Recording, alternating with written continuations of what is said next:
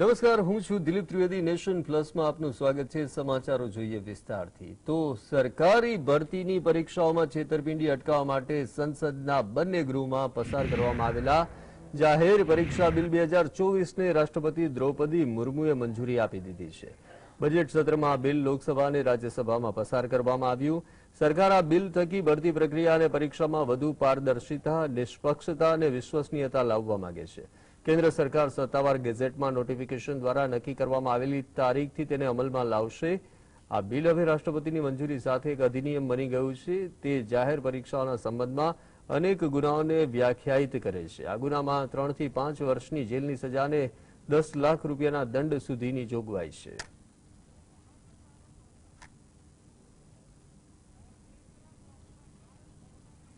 PM Modi 2 દિવસ યુએઈના પ્રવાસે છે. તેમણે અબુધાબીમાં અહલાન મોદી કાર્યક્રમને સંબોધિત કર્યો. તેમણે કહ્યું કે આજે ભારત અને યુએઈ સાથે મળી 21મી સદીનો નવો ઇતિહાસ લખી રહ્યા છે. ભારતની ઓળખ નવા વિચારો અને નવી શોધ દ્વારા ઊભી થઈ રહી છે. આજના સમયમાં ભારત એક વાઇબ્રન્ટ ટુરિઝમ ડેસ્ટિનેશન તરીકે ઓળખાય છે. તમે બધા જાણો છો કે ભારતમાં જે ડિજિટલ ક્રાંતિ થઈ છે તેની વિશ્વભરમાં પ્રશંસા થઈ રહી છે. તમને પણ આનો ફાયદો થઈ શકે છે. પીએમ મોદીએ તેમના ત્રીજા કાર્યકાળમાં ભારતને નંબર 3 અર્થતંત્ર બનાવવાની ખાતરી આપી છે. તેઓ એવું પણ લખ્યું કે મોદીની ગેરંટી એટલે ગેરંટી પૂરી કરવાની ગેરંટી.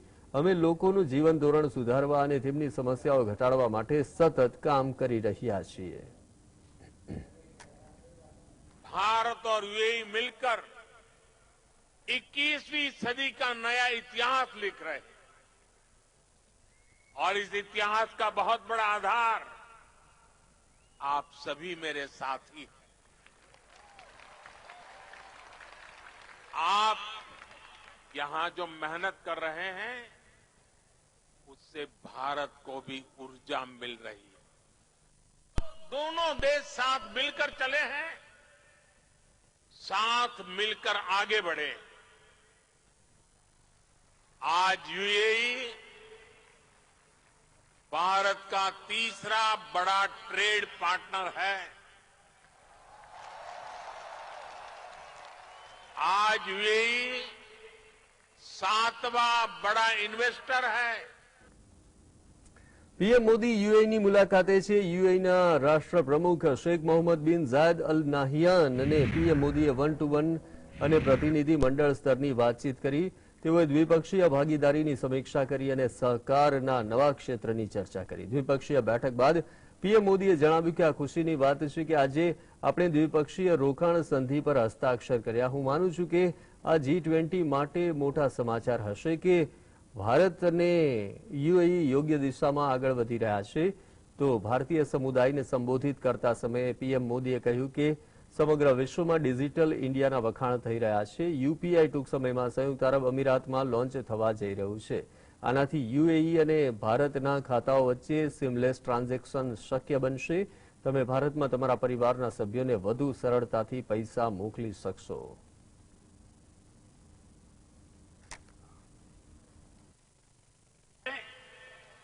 यूएई के साथ अपने रुपे कार्ड स्टैक को शेयर किया है।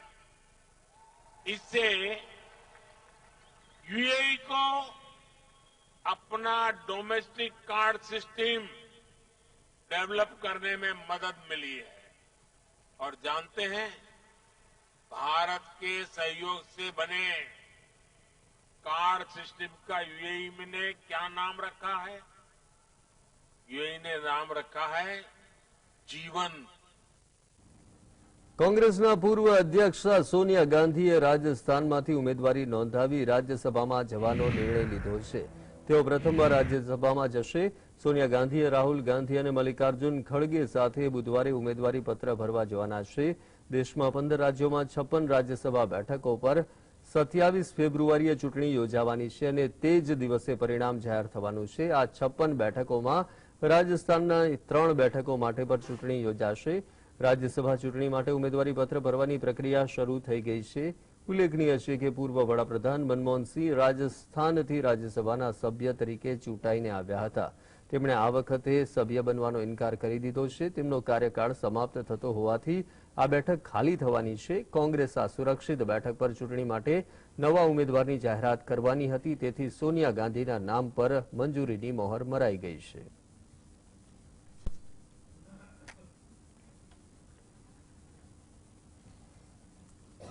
ચલો દિલ્હી આંદોલનના ભાગરૂપે હજારોની સંખ્યામાં ખેડૂતો દિલ્હી બોર્ડર પર એકત્રિત થઈ રહ્યા છે, જેને લઈ પંજાબ હરિયાણાના બોર્ડર પર અંધાધૂંધીનો માહોલ જોવા મળ્યો. જ્યારે હરિયાણાના શંભુ બોર્ડર પર આક્રોશિત ખેડૂતોએ કાબૂમાં લેવા માટે પોલીસે ટીયર ગેસના શેલ છોડવાની ફરજ પડી હતી. લોકસભા ચૂંટણીના માહોલ દરમિયાન વિપક્ષી પાર્ટીઓ તો ઠીક, પરંતુ ખેડૂતો વધુ એક્ટિવ થયા છે. પોતાની માંગણીઓ સાથે ખેડૂતો દિલ્હી ચાલો માર્ચની શરૂઆત કરી છે. કેન્દ્ર સરકાર ઉપર દબાણ વધારવા હજારો લાખોની સંખ્યામાં ખેડૂતો પગપાળા થઈને ટ્રેક્ટર મારફતે રાજધાની તરફ કૂચ કરતા નજરે પડી રહ્યા છે. તો બીજી તરફ ખેડૂતો અને તેમના ટ્રેક્ટરને દિલ્હીમાં પ્રવેશતા રોકવા ઠેર ઠેર બેરિકેડ લગાવવામાં આવ્યા છે અને પોલીસ પણ હથિયારો સાથે તૈનાત જોવા મળે છે. ये जो फार्मर्स कॉल है दिल्ली चलो की, इसके चलते हमने कड़े सुरक्षा इंतजामात किए हैं. We have laid a very robust, effective और स्ट्रॉन्ग अरेंजमेंट. एम हमारा यही है कि जो फार्मर्स हैं इनको पीसफुल तरीके से नेगोशिएट करते हुए इनको लीगली हम रोकें और जो आम जन है, जो आप देख रहे हैं ट्रैफिक प्रॉपर जा रही है, इनको कम से कम असुविधा हो, इसी के चलते हमने बहुत पुलिस फोर्स भी लगाई है, टेक्नोलॉजी का भी यूज कर रहे हैं और जो है इंटेलिजेंस भी माउंट की हुई है. सबके चलते हमारा यही एम है कि शांति व्यवस्था कायम रहे. દિલ્હીની તમામ બોર્ડરને બંધ કરીને હાલ ભારે માત્રામાં પોલીસ બળ તૈનાત કરવામાં આવ્યું છે. પોલીસ પણ શાંતિપૂર્ણ રીતે ખેડૂતોને સમજાવવાની કોશિશમાં છે. તો બીજી તરફ ખેડૂતો કહે છે કે તમે ગોળીઓ ચલાવો કે લાઠીચાર્જ કરો, અમારો શાંતિપૂર્ણ વિરોધ ચાલુ રહેશે. પોતાની માંગણીઓ પર ચર્ચા કરતા ખેડૂતોએ કહ્યું છે કે પાક માટે લઘુત્તમ ટેકાના ભાવ એટલે કે MSPની બાંયધરી આપતો કાયદો ઘડવો, જે બજારની અનિશ્ચિતતાઓનો સામનો કરી રહેલા ખેડૂતો માટે એક મહત્વપૂર્ણ જીવન રેખા છે. ખેડૂતોના ગુસ્સાના અન્ય મુખ્ય મુદ્દાઓમાં વીજળી અધિનિયમ 2020ને નાબૂદ કરવું અને લખીમપુર ખેરીમાં માર્યા ગયેલા ખેડૂતો માટે વળતરની સાથે ખેડૂતોના આંદોલનમાં સામેલ લોકો વિરુદ્ધ કરવામાં આવેલા કેસ પાછા ખેંચવા સહિતની મુખ્ય માંગો સામેલ છે. हमारी ओर से बिल्कुल पीसफुल, कोई टकराव नहीं करेंगे सरकार से. सरकार गोली मारे, लाठी बरसाए, सहेंगे दिल पर. ठीक है, आंसू गैस के करे वो कर ही रहे हैं सब कुछ. हमारी ओर से उधर फौज के जवान भी हमारे घरों से हमारे भाई हैं, पुलिस के जवान भी हमारे हैं, इधर भी हमारे हैं. ठीक है, तो हम पीसफुली पुरामन ढंग से ये सब करेंगे जो हमारा निर्णय है. પંજાબ કિસાન મજદૂર સંઘર્ષ કમિટીના જનરલ સેક્રેટરી સવરસિંહ પંડેરે કૃષિ બિલનો વિરોધ કરતા ભાજપ સહિત કોંગ્રેસ ઉપર આકરા પ્રહાર કર્યા. તેમણે કહ્યું કે તેમની ખરાબ નીતિઓના પગલે જ ખેડૂતોનો ભોગ લેવાઈ રહ્યો છે. कोई कांग्रेस को नहीं, कोई कांग्रेस हमें सपोर्ट नहीं करती. हम कांग्रेस को भी उतना दोषी मानते हैं जितना भाजपा दोषी है. ये नीतियां तो कांग्रेस लेके आई हैं. हम कोई लेफ्ट नहीं है. हम जो CPI CPM ने जो बंगाल में राज किया, उन्होंने 20 गलतियां की. वहां से पश्चिमी बंगाल में कौन सा इनकलाब आ गया? हम किसी के पक्ष वाले नहीं है. हम किसान मजदूर की आवाज उठाने वाले हैं. કેન્દ્ર સરકાર સાથે ખેડૂતોની બેઠક બાદ પણ તેઓ પોતાના નિર્ણય ઉપર અડગ જોવા મળ્યા છે. ખેડૂતોનું કહેવું છે કે સરકારે 2 વર્ષ પહેલા જે વચનો આપ્યા હતા તે હજુ સુધી પૂરા થયા નથી. આ તમામ વચનો જ્યાં સુધી પૂરા નહીં થાય ત્યાં સુધી અમે આંદોલન કરીશું. Bureau report GSTV. દિલ્હીમાં ખેડૂતો કથિત રીતે MSPની ખાતરી આપતા કાયદાની માંગ સાથે વિરોધ કરી રહ્યા છે. આંદોલન વચ્ચે પંજાબ અને હરિયાણા હાઈકોર્ટે સુનાવણી હાથ ધરી સરકારને સૌહાર્દપૂર્ણ ઉકેલ શોધવા હાકલ કરી. ચીફ જસ્ટિસ GS સંઘવાલિયા અને જસ્ટિસ લુપિતા બેનર્જીની ડિવિઝન બેન્ચે કેન્દ્ર, પંજાબ, હરિયાણા અને દિલ્હી સરકારોને નોટિસ પાઠવી છે. ડિવિઝન બેન્ચે રાજ્ય સરકારોને વિરોધના સ્થળો નક્કી કરવા કહ્યું છે. બેન્ચ 2 PILની સુનાવણી કરી હતી અને એકમાં આંદોલનકારીઓને રાજ્યમાં પ્રવેશતા અને દિલ્હી તરફ કૂચ કરતા રોકવા માટે સરહદો સીલ કરવાના હરિયાણા સરકારના નિર્ણય સામે એક અરજીના વિરોધ કરવામાં આવ્યો.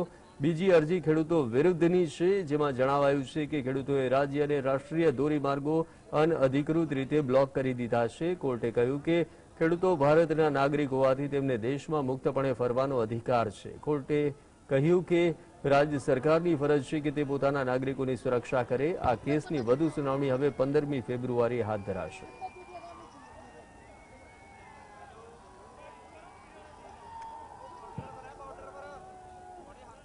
તો ખેડૂત આંદોલનના પગલે કેન્દ્રીય કૃષિ મંત્રી અર્જુન મુંડાએ મોટું નિવેદન આપ્યું છે. તેઓએ કહ્યું કે હું હજુ પણ માનું છું કે વાતચીત દ્વારા આ વિવાદનો ઉકેલ શોધી શકાય છે. ખેડૂતોએ પણ આ સમજવું જોઈએ.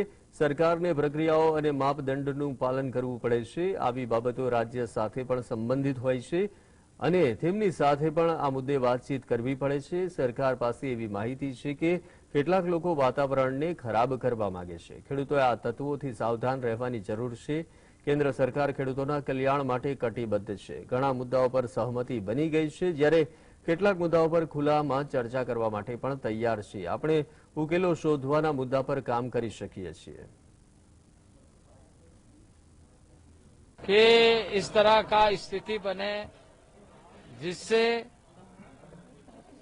एक वातावरण प्रदूषित हो, और मैं तो ऐसे किसान भाइयों से भी कहूंगा कि इन सारे चीजों से वो बचे, क्योंकि भारत सरकार प्रतिबद्ध है किसानों के हितों को लेकर. कुछ बातों पर सहमति बनी और अधिकांश बातों पर सहमति बनी. कुछ बातों पर हम अभी भी ओपन हैं बातचीत करने के लिए, और उसके कई विकल्प वो भी दे सकता है, मैं भी दे सकता हूं. उसमें हम एक विकल्प पर आकर के उसका समाधान ढूंढ सकते हैं. विकल्प इन द सेंस कि सोल्यूशन के लिए रास्ते कैसे होंगे. તો દિલ્હી પાસે આવેલ શંભુ બોર્ડર નજીક આવેલ બ્રિજ પર ખેડૂતો અને પોલીસ વચ્ચે ઘર્ષણની સ્થિતિ ઉત્પન્ન થઈ. ખેડૂતોને વિખેરવા માટે પોલીસે ડ્રોનની મદદથી ટીયર ગેસના સેલ છોડ્યા, જ્યારે પ્રદર્શનકારીઓ તરફથી પોલીસ પર પથ્થરમારો કરવામાં આવ્યો. ઉશ્કેરાયેલા ખેડૂતોએ બ્રિજ પર લગાવવામાં આવેલ લોખંડની જાળીઓને પણ ઉખાડી અને ફેંકી દીધી. ખેડૂત આંદોલનના પગલે દિલ્હીમાં 1 મહિના માટે કલમ 144 લાગુ કરી દેવામાં આવી છે. આ સાથે જ રાજધાનીના કેટલાક વિસ્તારોમાં 4 કિલોમીટર લાંબા ટ્રાફિક જામની સ્થિતિ પણ સર્જાઈ છે. ये पंजाब के किसान लोग हरियाण कई कटीले तार वो लगा दिए, कील ठोक दी सड़कों पे. तो जितना खर्चा सरकार ने कर ले, इतना खर्चा इससे भी मतलब 10% खर्चे में बातचीत हो जा, बैठ कर वार्ता करे, अच्छा सम्मान दे किसानों को. और इस तरह की नौबत आ रही 200-250 किलोमीटर चल के किसान दिल्ली जा रहे, तो क्या नौबत आ रही है. તો પોતાના નિવેદનોના કારણે ચર્ચામાં રહેતા સ્વામી પ્રસાદ મૌર્યએ સપાના મહાસચિવ પદ પરથી રાજીનામું આપી દીધું છે. રાજીનામાની સાથે તેમણે અખિલેશ યાદવને એક લાંબો પત્ર પણ લખ્યો. વર્તમાન સમયમાં તેઓ સમાજવાદી પાર્ટીના વિધાન પરિષદના સભ્ય છે. તેઓએ પત્રમાં લખ્યું કે પદ વિના હું પાર્ટીને મજબૂત કરવા કામ કરીશ. છેલ્લા કેટલાક દિવસોથી સપામાં જ સ્વામી પ્રસાદ મૌર્ય વિરુદ્ધ અવાજો ઉઠી રહ્યા છે.